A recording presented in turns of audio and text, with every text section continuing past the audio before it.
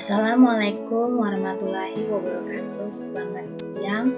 Perkenalkan, nama saya Feren Mai dengan NIM 2021-76033 dari Prodi Biologi Fakultas Matematika dan Ilmu Pengetahuan Alam Universitas Patimura, Ambon.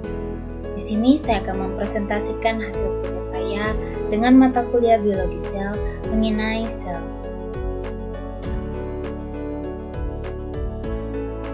Adapun beberapa silabus yang akan saya tampilkan, yang pertama, sejarah perkembangan sel, kedua, sel prokaryotik dan sel eukaryotik, ketiga, struktur dan fungsi membran plasma, keempat, kompartemen intrasel dan sortir protein, kelima, sikosel dan apoptosis. Apa itu sel?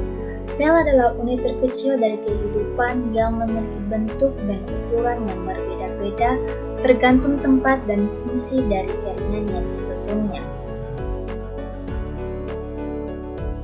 Sejarah dan perkembangan sel. Robert Hooke. Pada tahun 1665, Robert Hooke mengamati sel dengan mikroskop sederhana buatannya. Hooke mengamati sayatan tipis gabus dari kulit batang pohon oak atau Quercus robur. Hooke melihat adanya ruangan kecil atau disebut dengan selula yang dibatasi dinding yang tersusun rapi yang kemudian dinamakannya sel. Kedua yaitu Antony van Leeuwenhoek. Ialah seorang berkebangsaan Belanda yang terkenal dengan sebutan Bapak Mikrobiologi. Pada tahun 1674, ia juga orang pertama yang mendeskripsikan organisme sel tunggal. Ia menggunakan mikroskop untuk mengamati mikroba pada air kolam, gigisan gigi, tetesan air hujan, bahkan spermatozoa dan darah. Ketiga, Robert Brown. Pada tahun 1831, Brown mengamati struktur sel pada jaringan tanaman anggrek. Ia menemukan adanya inti dalam sel dan menyimpulkan bahwa inti sel atau nukleus merupakan komponen yang selalu ada di dalam sel. Keempat, Hugo von Moltke.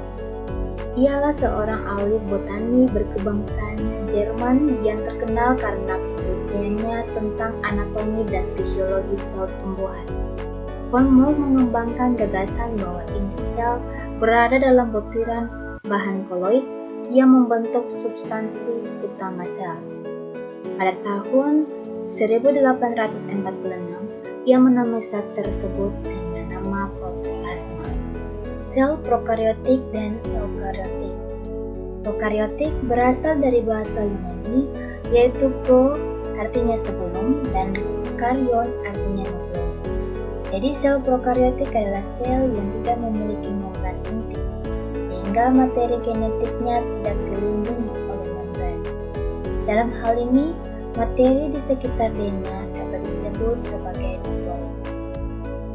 Eukaryotik merupakan istilah yang berasal dari bahasa Yunani, yaitu eu artinya sejati dan karyon artinya inti. Eukaryotik adalah suatu organisme yang memiliki sel, dan di setiap sel eukaryotiknya memiliki inti sel atau nukleus dan berbagai membran lain yang ada di dalam tubuh organelnya. Prokaryotik. Prokaryotik adalah sel yang tidak memiliki inti sel. Ciri-cirinya yang pertama, tidak memiliki sistem endomembran seperti retikulum endoplasma dan badan Golgi. Kedua, tidak memiliki mitokondria dan kloroplas, namun mempunyai struktur yang fungsinya sama, yaitu mesosom dan kromatofor. Ketiga, memiliki membran plasma, nukleoid atau berupa DNA dan RNA, dan sitoplasma yang mengandung ribosom. Contoh dari sel prokaryotik seperti bakteri dan archaea. Organel-organel sel dalam sel prokaryotik terdiri dari dinding sel, membran plasma, sitoplasma, mesosom, ribosom, nukleoid, flagellum, kapsul, dan villi. Eukariotik. Eukariotik adalah sel yang memiliki inti sel. Ciri-cirinya: 1. Memiliki ukuran 1-10 mm. 2. Memiliki materi genetik berupa DNA yang dibungkus membran inti. 3. Memiliki protoplasma. 4. Memiliki sejumlah organel yang masing-masing memiliki fungsi yang spesifik. Contoh dari sel eukariotik yaitu sel hewan dan sel tumbuhan.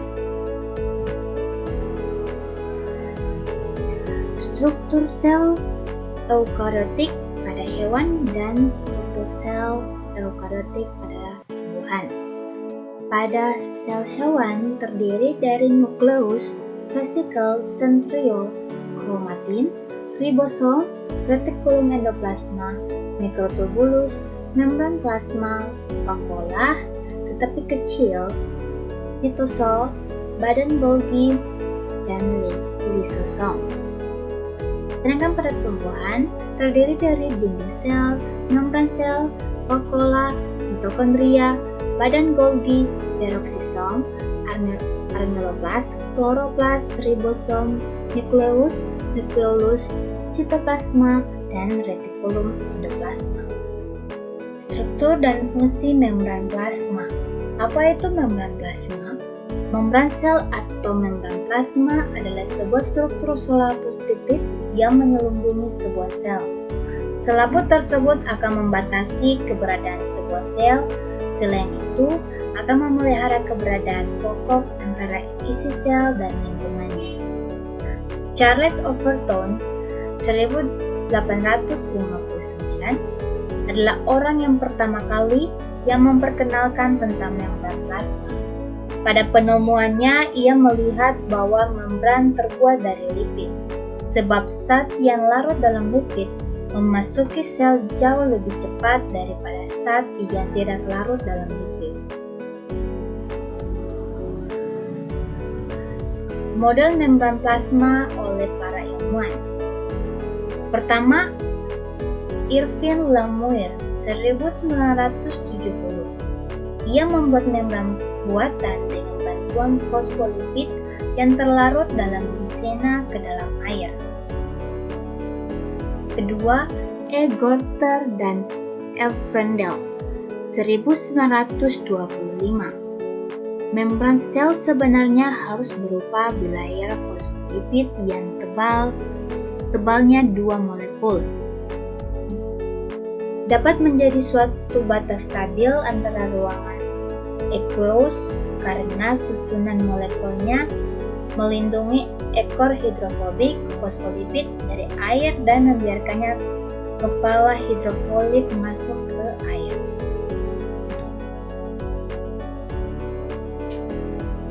Ketiga, H. Dawson dan J. Danieli 1935.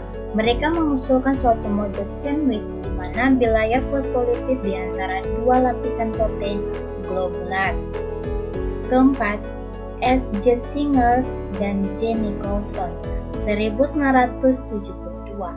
Mereka mengajukan model membran yang telah mengalami revisi, yang mana menempatkan protein pada suatu lokasi yang sesuai dengan karakter alfifatiknya, disebut dengan teori fluid mosaic chain. Struktur membran plasma. Terdapat 3 komponen penyusun membran plasma, yaitu protein, lipid, dan karbohidrat. Pada protein terdiri 2 jenis protein pada membran plasma, yaitu protein integral dan protein periferal. Pada lipid, terdapat 3 molekul penting dalam pembentukan membran plasma, yaitu fosfolipid, glikolipid, dan kolesterol. Dan terakhir, karbohidrat.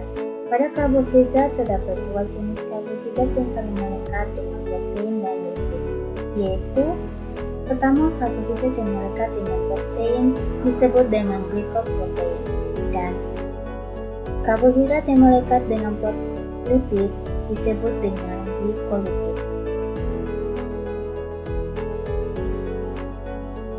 Fungsi komponen penyusun membran plasma pada protein yang pertama mendukung struktur sel, membentuk saluran atau pori-pori, adesi sel, identifikasi gen di sel, membantu reaksi biokimia, dan reseptor sel. Pada lipid, fungsinya untuk menyimpan energi, berperan dalam pensinyalan, bertindak sebagai satu larut dalam protein membran, dan karbohidrat fungsinya untuk meningkatkan hidrofilisitas lemak dan protein, mempertahankan stabilitas membran oleh adanya struktur yang disebut dengan glikokalis, dan terakhir sebagai komunikasi antar sel.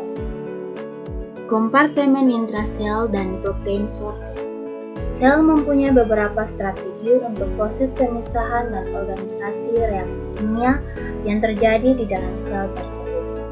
Strategi pertama adalah memisahkan beberapa enzim yang berbeda yang dibutuhkan untuk mengkatalisis reaksi pembentukan kompleks protein, misalnya sintesis DNA dan RNA. Strategi yang lain yang banyak berkembang dalam sel eukariotik adalah untuk menjaga dengan ketat proses metabolisme yang ada dalam kompartemen bermembran yang berbeda. Tiap kompartemen terdiri dari satu set protein yang unik yang harus ditransfer secara selektif dari sitosol, tempat protein dibuat, ke kompartemen yang menggunakannya. Proses transfer ini disebut protein sortir, di mana prosesnya tergantung pada sinyal yang tertanam pada asam amino sekuensinya. Dalam sel prokaryotik terdiri dari satu kompartemen yaitu sitosol yang diselubungi oleh membran plasma. Pada sel eukariotik, sel terbagi menjadi membran-membran internal. Membran-membran ini membuat kompartemen terselubung di mana sejumlah enzim dapat beroperasi tanpa ada gangguan dari reaksi yang terjadi di dalam kompartemen ini.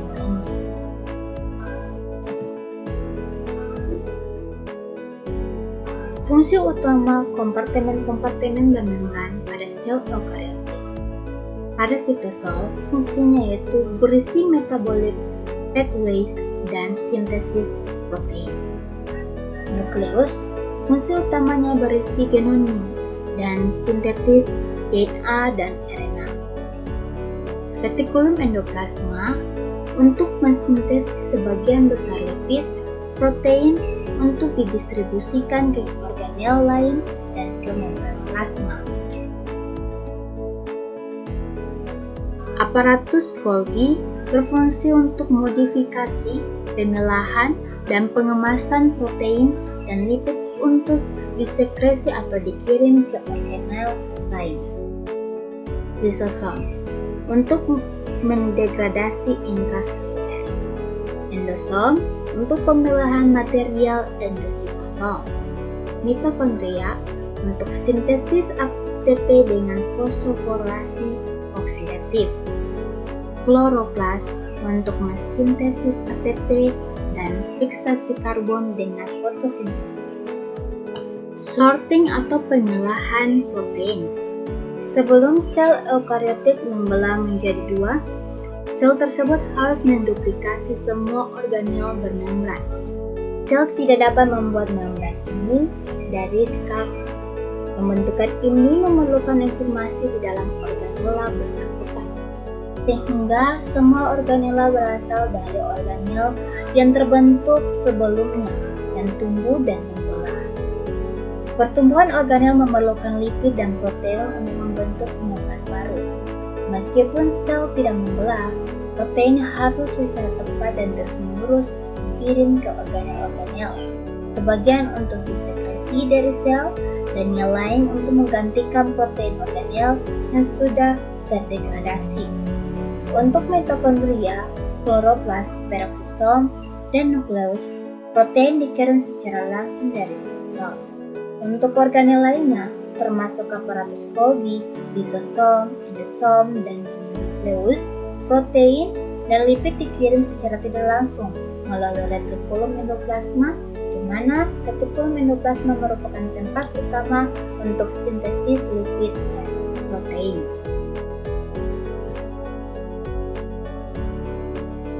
Sintesis protein berawal di ribosom di dalam sitosol.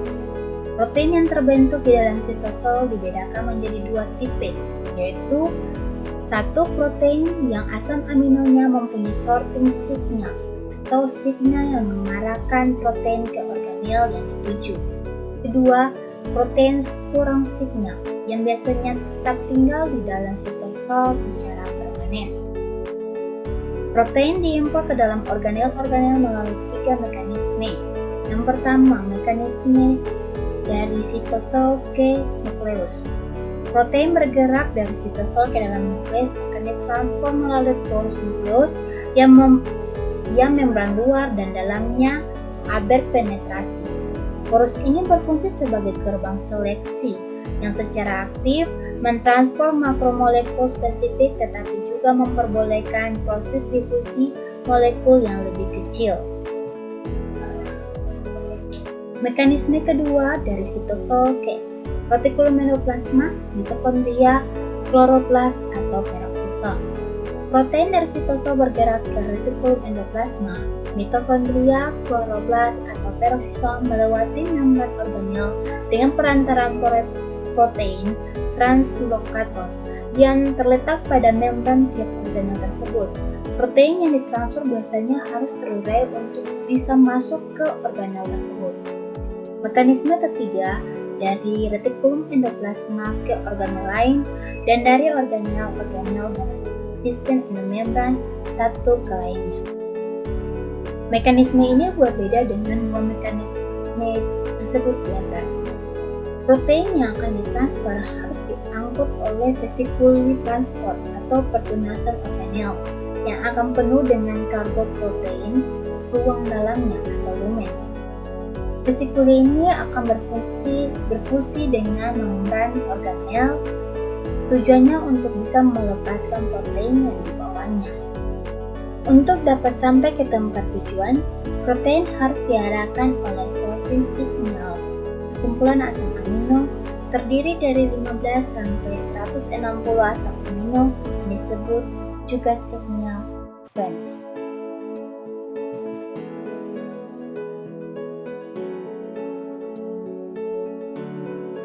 Siklus sel. Siklus sel merupakan suatu kegiatan yang terjadi dari satu pembelahan sel ke pembelahan sel lainnya. Siklus sel meliputi pertambahan massa, duplikasi bahan genetis yang disebut interfase dan pembelahan sel.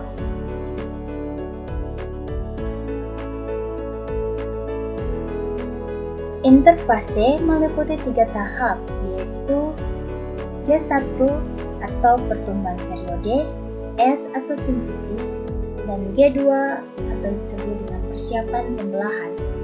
Pada pembelahan sel terdiri dari 2 tahap, yaitu mitosis dan karyokinesis. Pada karyokinesis disebut juga siklus kromosom. Interfase. Interfase merupakan fase di mana sel membelah tetapi tetap melakukan aktivitas non-pembelahan. Pada tahap pertama atau G1, periode pertumbuhan, sel anakan akan tumbuh menjadi dewasa. Tahapan ini merupakan sintesis protein, karbohidrat, lipid, inisiasi, replikasi DNA, dan duplikasi organel. Tahap kedua yaitu sintesis. Tahapan ini terjadinya replikasi DNA dan sintesis satu set lengkap protein kromosomal histon dan non-histon, dan juga terjadi duplikasi kromosom. Tahapan ini terjadi sekitar 9 jam. Dan terakhir tahapan G2 atau persiapan pembelahan. Tahapan ini sel mulai mempersiapkan diri dalam melakukan pembelahan. Namanya proses pembelahan hanya 2 jam. Mitosis. Fase mitosis berawal dari aktivitas MPV atau mitosis promotion factor yang menimbulkan terjadinya proses fosforilasi protein dan berakhir dengan defosforilasi.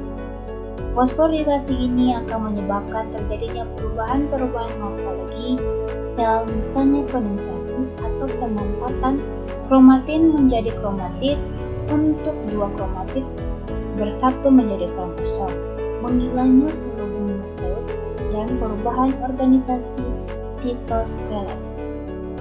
Perubahan sitoskelet ini diawali dengan tereduksinya sentrosom menjadi dua kutub, pembelahan mitotik, dan inti sentrosom akan memancarkan mikrotubula Aster. Mikrotubula disebut juga dengan gelendong pembelahan. Mikrotubula ini berfungsi sebagai pengatur letak kromosom selama proses pembelahan. Jenis-jenis mikrotubula yang pertama, mikrotubula Aster, yaitu mikrotubula yang terdapat di sekitar sentrosoma atau kutub pembelahan. Dua, mikrotubula kinetokor, yaitu mikrotubula yang memanjang dari kutub pembelahan sampai di daerah sentromer dan diikat oleh kinetokor. Tiga, mikrotubula kutub, atau yaitu mikrotubula yang memancar dari kutub tetapi tidak diikat oleh kinetokor. Di samping adanya mikrotubula, ada sitoskelet lainnya yang berperan pada tahap sitokinesis, yaitu cincin kontraktil yang tersusun dari filamen aktin dan miosin.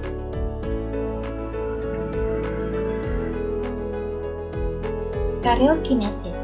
Karyokinesis merupakan proses di mana inti sel membelah menjadi dua dan secara terpisah bergerak menuju setiap sisi sel. Ada 5 tahap proses fase karyokinesis. Yang pertama, profase. Tahapan ini diawali dengan perubahan sentrosom. Sentrosom ini terduplikasi menjadi dua pada daerah sentrosomer menjadi kromosom. Sentrosom sendiri diikat oleh kinetokor dan kinetokor diikat oleh mikrotubula kinetokor. Pada akhir profase menuju ke prometafase, selubung inti akan pecah terurai menjadi komponen penyusunnya dan komponen tersebut terlarut di sekitar sel yang membelah. Kedua yaitu metafase. Pada tahap ini diawali dengan pengaturan letak dan arah kromosom oleh mikrotubula kinetokor sehingga setiap kromosom menghadap kutub masing-masing. Selanjutnya mikrotubula kinetokor menggerakkan kromosom ke bidang ekuator. Kromosom tertata di tengah bidang ekuator. Kromosom dapat tertata pada bidang ekuator karena adanya gaya tarik yang sama-sama kuat dari masing-masing kutub pembelahan. Ketiga yaitu anafase. Diawali dengan terbelahnya kromosom menjadi dua kromatid, masing-masing dengan sebuah kinetokor. Kromatida tersebut bergerak ke arah kutub pembelahan masing-masing. Karena memendeknya mikrotubula kinetokor secara tiba-tiba yang disebut sebagai anafase A dan saling menjauh kutub mitosis disebut anafase B. Setelah kromatid tersebut berkumpul di kutub pembelahan, masing-masing karyokinesis akan memasuki tahapan telofase. Dan terakhir yaitu tahap telofase. Pada tahap ini diawali dengan terakitnya kembali selubung nukleus di sekeliling tiap kelompok kromosom baru. Mikrotubula kinetokor menghilang, tetapi mikrotubula kutub masih tetap ada. Telofase mengakhiri serangkaian proses panjang karyokinesis.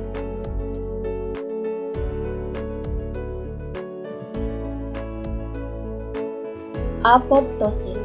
Apoptosis berasal dari bahasa Yunani, yaitu kata apo artinya dari, dan ptosis artinya jatuh. Adalah mekanisme biologi yang merupakan salah satu jenis kematian sel terprogram. Berfungsi untuk membuat sel yang sudah tidak diperlukan oleh tubuh. Memiliki ciri morfologis yang khas, yaitu membran plasma yang membeku, sel yang menggerut, kondensasi kromatin dan fragmentasi DNA, dan dimulai dengan enzim caspase dari kelompok Cysteina protease membentuk kompleks aktivasi protease multisubunit. Adapun proses-proses apoptosis secara morfologis. Yang pertama, sel terlihat membulat. Hal itu terjadi karena struktur protein yang menyusun sitoskeleton mengalami pemotongan oleh peptidase yang dikenal sebagai caspase. Caspase diaktifasi oleh mekanisme sel itu sendiri. Kromatin mengalami degradasi awal dan kondensasi. Kromatin mengalami kondensasi lebih lanjut dan membentuk potongan-potongan padat pada membran inti. Membran inti terbelah-belah dan DNA yang berada di dalamnya terpotong-potong. Demikianlah hasil presentasi dari tugas saya mengenai sel. Sekian dan terima kasih.